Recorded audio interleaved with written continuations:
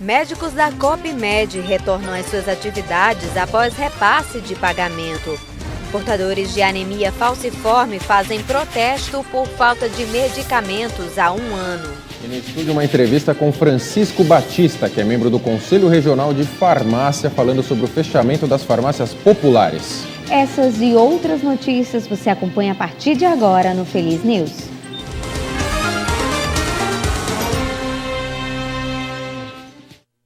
Bem-vindos! Bem-vindos!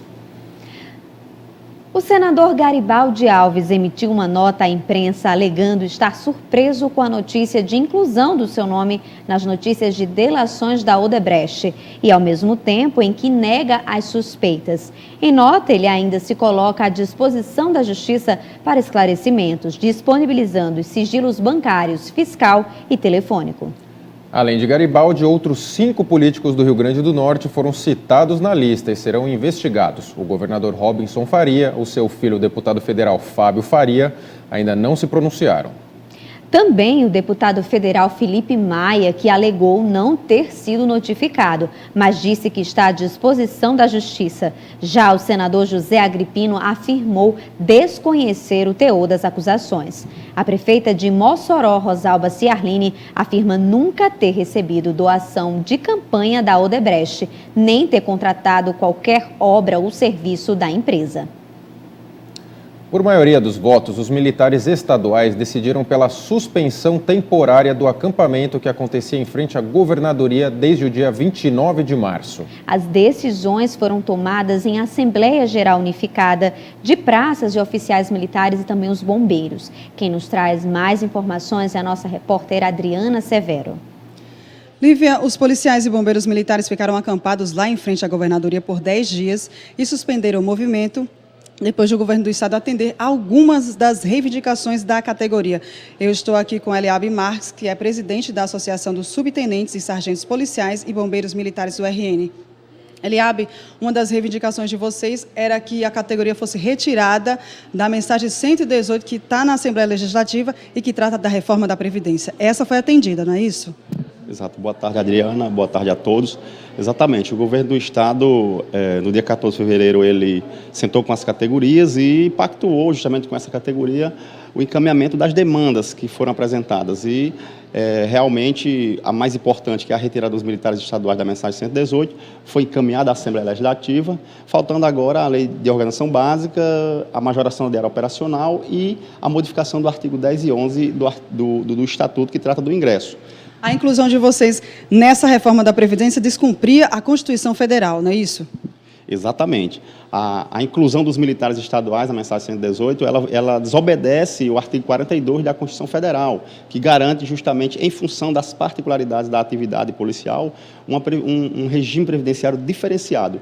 E realmente essa inclusão dos militares já estava causando um sério transtornos ao serviço prestado à população. Já temos um baixo efetivo e realmente começou uma corrida aos militares pedindo para ir para a reserva com medo, justamente preocupados com essa modificação. Você acredita que se tivesse ido para frente, isso desencorajaria os militares a ir para o combate, já que as viúvas com menos de 44 anos ficariam sem pensão?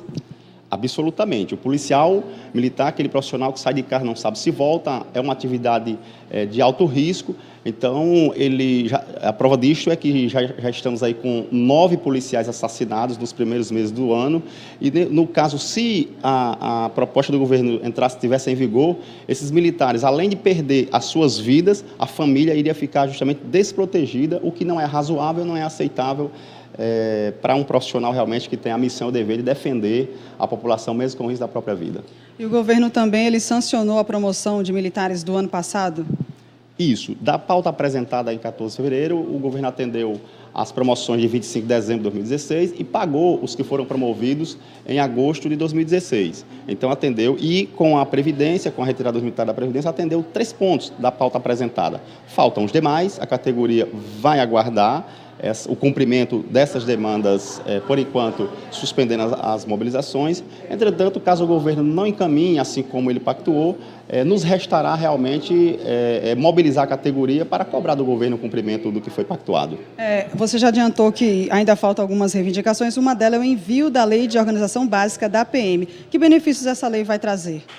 Olha só, a Lei de Organização Básica é justamente uma demanda que ela é boa para os profissionais, mas é excelente para a população. Hoje nós temos uma Lei de Organização Básica de 1991, que não acompanhou o crescimento populacional, o crescimento das demandas. Então existe uma forte centralização, tanto das unidades quanto do efetivo aqui na capital, e a nova Lei de Organização Básica vai possibilitar essa descentralização, vai redistribuir o efetivo dentro do Estado do Rio Grande do Norte, e isso com toda certeza vai sim melhorar o serviço que é prestado à população. Eliabe, e se vocês não tiverem atendido essas reivindicações, há um risco de uma nova paralisação mesmo diante da decisão do STF? Olha, Adriana, absolutamente. Infelizmente, só depende do governo e caso as demandas não sejam atendidas, as condições de trabalho dos policiais e bombeiros militares não sejam atendida condições mínimas para que eles possam desenvolver suas atividades, só nos resta realmente a mobilização para cobrar do governo o cumprimento. Então, se os policiais vão parar a atividade, se vão fazer a mobilização, isso depende do governador Robinson Faria. Os policiais querem sim continuar nas ruas, nas cidades do estado do Rio Grande do Norte, defendendo a vida e o patrimônio da população potiguar. Ok, Eliabe Marques, muito obrigada pela participação e a gente fica aguardando aí as próximas decisões, tanto do governo quanto da Polícia Militar. Lívia, João. Obrigada, Adriana. Veja a seguir, portadores de anemia falciforme fazem protesto por falta de medicamentos há um ano. Depois do intervalo, a gente volta em instantes.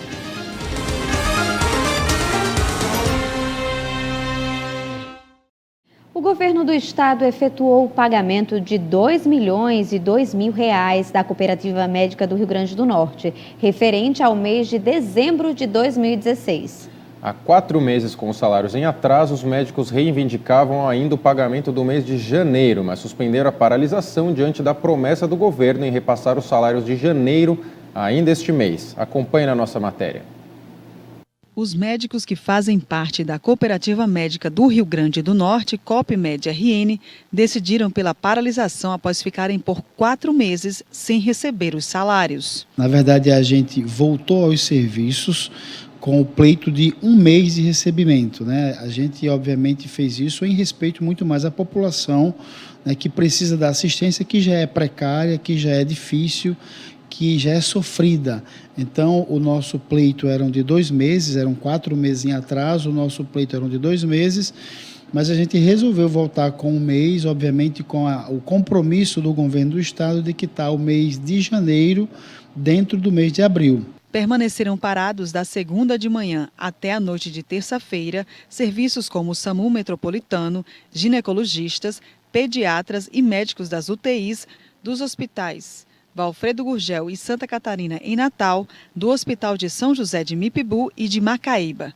Diante da promessa do governo do estado de pagar janeiro ainda este mês, os cooperados voltaram atrás. O médico, enquanto ele está atendendo, ele é médico, mas ele é uma pessoa, um cidadão comum, que pode também sofrer as próprias intempéries da saúde e também tem suas responsabilidades familiares, seus compromissos financeiros, enfim, moradia, questão social. Então, é um cidadão comum, igual a qualquer outro cidadão. Então, quando falta a ele isso daí, é como se faltasse a qualquer outro cidadão da população as suas responsabilidades. De acordo com o vice-presidente da COPMED, nessas 36 horas não houve nenhuma demanda grave que precisasse de atendimento urgente. Os médicos de UTI não se ausentaram das UTIs, eram status de greve, status de suspensão do trabalho, mas os médicos não saíram das suas unidades de trabalho. Na assistência materno-infantil, era dada assistência ao risco, a gestante de risco e as gestantes que vinham em períodos possíveis que necessitavam de um cuidado mais imediato e mais necessário naquele momento. Os médicos cooperados deram um voto de confiança ao governo do estado e voltaram ao trabalho, mas caso o pagamento de janeiro não saia até o fim deste mês, a categoria deve voltar a paralisar os serviços. A gente entende que isso é desgastante para a população e para nós também, mas infelizmente é a única linguagem que o governo muitas vezes entende de resolver o que deveria ser resolvido de uma forma não em conflito, mas em conversa. Pois é, vamos acompanhar. E policiais civis da primeira delegacia de polícia de Parnamirim prenderam na tarde desta terça-feira a foragida da justiça, Bruna da Pinho Landim. Ela é acusada de sequestrar o empresário Popó Porcino em junho de 2012. Esse foi considerado o sequestro mais longo no Rio Grande do Norte, durou aproximadamente 37 dias. Bruna estava foragida desde julho de 2016, quando fugiu do Instituto Penal Feminino no Ceará. Pacientes em tratamento com anemia falciforme lutam há anos com a falta de medicamentos que deveriam ser fornecidos pelo Estado na Unicat. Muitos já agravaram a situação de saúde por não fazer o tratamento correto, devido à falta de medicação. Acompanhe agora na matéria. Familiares e portadores de anemia falciforme protestaram nesta quarta-feira contra a falta de medicação necessária para o controle da doença. De acordo com os usuários, um medicamento que estava em falta há 2 anos e custa R$ 250 a caixa com 100 cápsulas, chegou na unidade no mês passado, mas as 40 caixas não atenderam à demanda de 100 pacientes. O outro medicamento está em falta há 4 anos e custa R$ 4.000. Para a Glauciene, que depende do remédio para ter uma qualidade de vida, a situação fica ainda mais difícil por ter um filho de 4 anos. O meu dia a dia é tomar conta da casa, do meu filho, levar para a escola, buscar. Quando eu estou doente, quando eu estou em crise, que ele falta aula e ele fica, mãe, você vai ficar boa? Aí eu, vou, meu filho, vou. Mãe, fica boa logo. Então, isso dói, entendeu? Eu, como mãe, eu me sinto de mãos atadas, porque eu não tenho de onde tirar. Ou eu como, ou eu compro a medicação. Para a Sandra, a situação também não é fácil. A filha dela depende dos 2 medicamentos para ter uma vida sem dores. Para ela, é cada vez mais difícil presenciar as crises sem poder fazer nada. Ela deixa de ir para a escola, as atividades ela não participa. Aí assim, ela fica muito reservada dentro de casa, porque quando ela entra em crise, só Deus, viu? Porque sofre ela com as 2, sofre eu a lutar com ela, de ver ela sofrendo sem poder fazer nada. A anemia falciforme é uma doença genética e hereditária que se caracteriza por uma alteração nos glóbulos vermelhos. Eles perdem a forma arredondada e elástica e adquirem o aspecto de uma foice, daí o nome falciforme, e endurecem, o que dificulta a passagem do sangue pelos vasos e provoca dores intensas, além de outros sintomas. A doença pode ser diagnosticada por meio do teste do pezinho em recém-nascidos ou por um exame específico laboratorial. De acordo com a presidente da Associação dos Portadores de Anemia Falciforme, mesmo diante da gravidade, não há previsão para a chegada dos medicamentos. Infelizmente, ainda a gente não tem nenhuma expectativa de quanto essa política vai ser exercida, de quando esse fluxo de atendimento vai ser estabelecido no Estado. E, enquanto isso, a gente continua padecendo no sofrimento em todas as instâncias. Ainda de acordo com a presidente da associação, o não fornecimento dos medicamentos descumpre legislação federal. Existe a política nacional e ela determina todo um fluxo de atendimento de vários profissionais, que vai desde o atendimento básico, na atenção básica, até de alta complexidade, incluindo as medicações essas que nós estamos requisitando aqui. Porém, infelizmente, o nosso Estado vem ferindo essa política, né? A gente tem coisas obrigatórias por Constituição e, infelizmente, o nosso Estado não está cumprindo isso. É um absurdo, o Feliz News vai ficar em cima dessa situação. E a Delegacia de Polícia Civil de Pipa, em conjunto com o destacamento da Polícia Militar em Tibau do Sul, deflagraram na manhã de hoje a Operação Santa Semana na Praia da Pipa e também Tibau, que teve o intuito de prender pessoas envolvidas com a prática do crime de tráfico de drogas na região. 80 policiais civis e militares cumpriram 14 mandados de busca e apreensão e um mandado de prisão contra um criminoso que já estava cumprindo pena em presídio. 4 pessoas foram presas em flagrante e na operação foram apreendidos R$ 1.200, 2 armas de fogo e um tablete de maconha. Além das prisões, a Polícia Civil autuou Eric Lucena Tinoco de Brito, de 22 anos, pelo crime de posse ilegal de arma de fogo. Eric estava com um revólver calibre 38 e pequenas porções de drogas. Ele teve direito a pagar fiança e foi liberado. Nesse mês, o grupo Carmim, aqui de Natal, comemora 10 anos de existência e estreiam com peça nova, exposição e também lançamento de livros. O palco dessa comemoração será na Casa da Ribeira e quem nos traz mais detalhes é a nossa repórter Adriana Severo. Exatamente, o Grupo Carmim este mês completa 10 anos e as comemorações já começaram lá na Casa da Ribeira.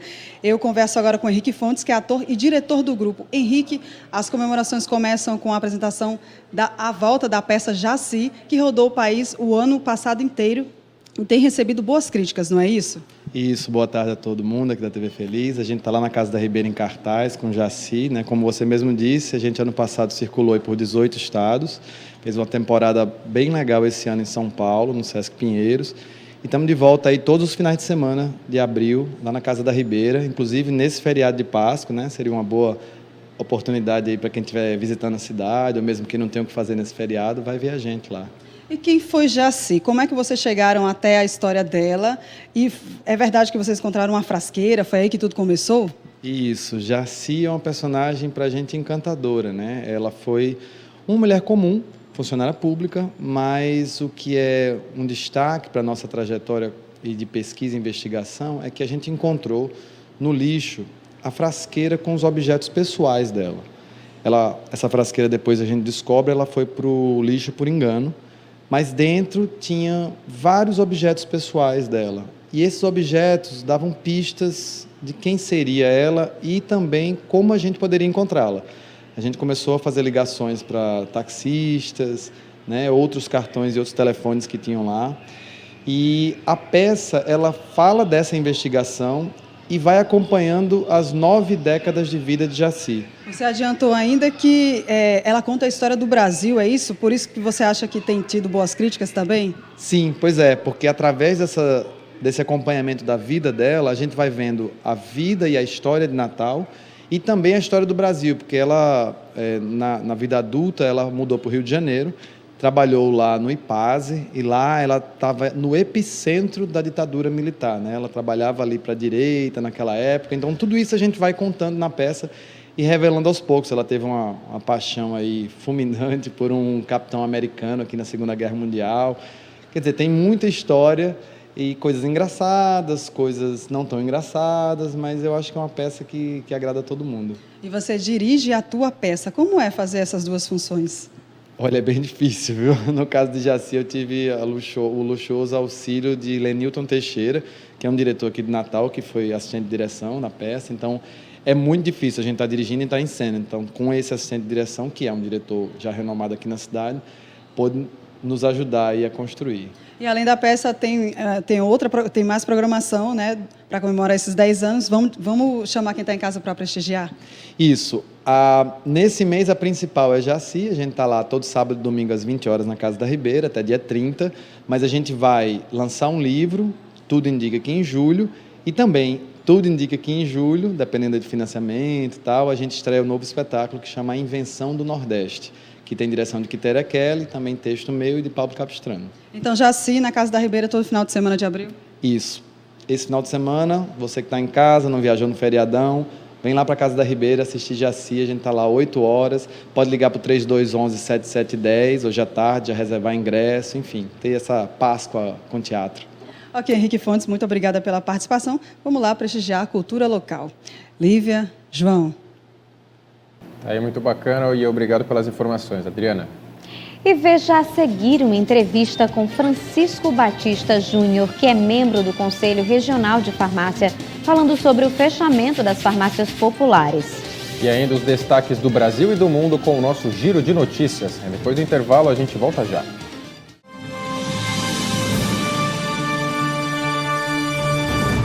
O presidente da Rússia, Vladimir Putin, lamentou que a confiança no trabalho de nível entre o seu país e os Estados Unidos tem se degradado após a chegada de Donald Trump à Casa Branca.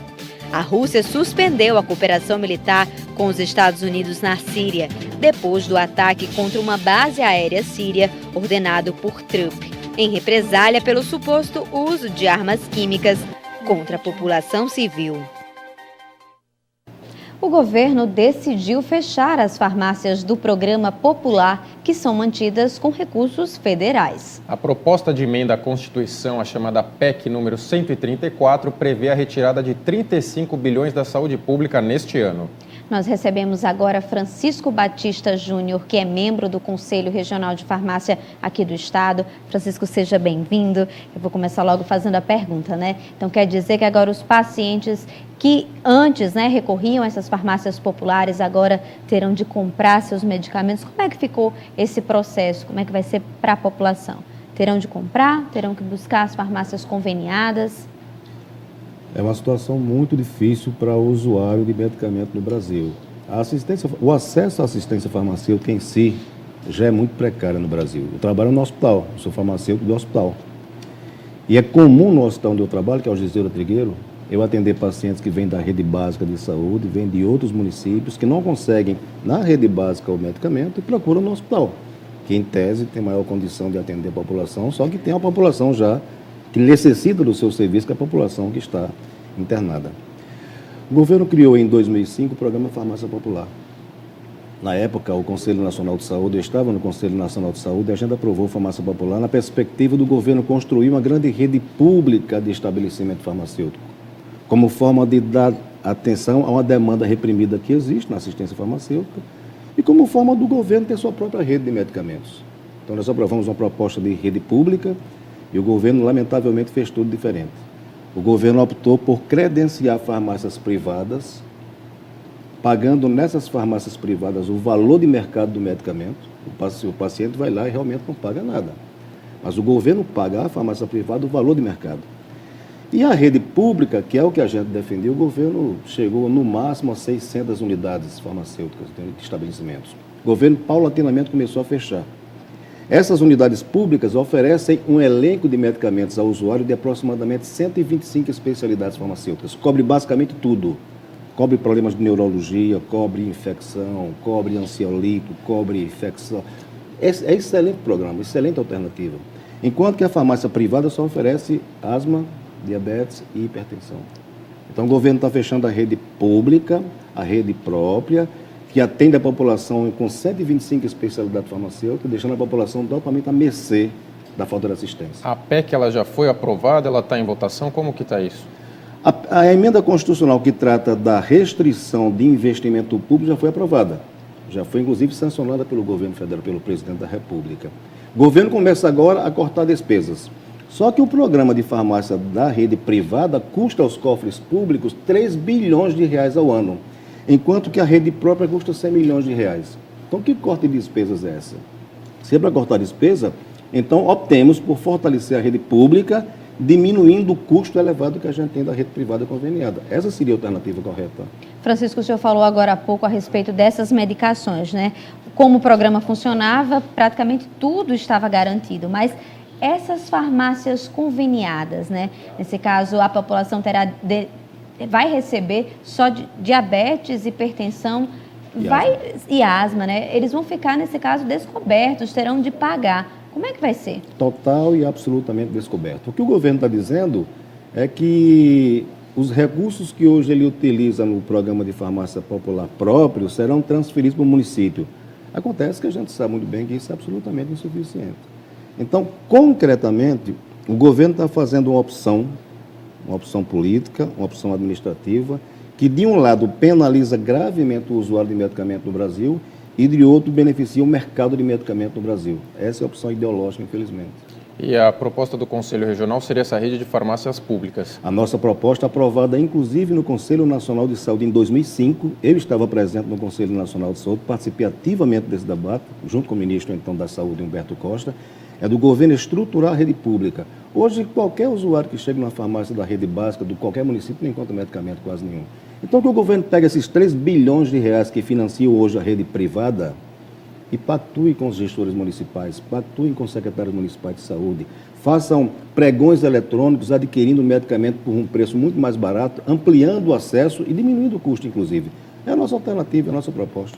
Francisco, segundo o Ministério da Saúde, esse programa atende quase 10 milhões de pessoas, principalmente os idosos, né? Isso poderá causar um grande impacto, principalmente no bolso, para esses idosos? não somente no bolso, é o impacto que a gente chama do perfil epidemiológico.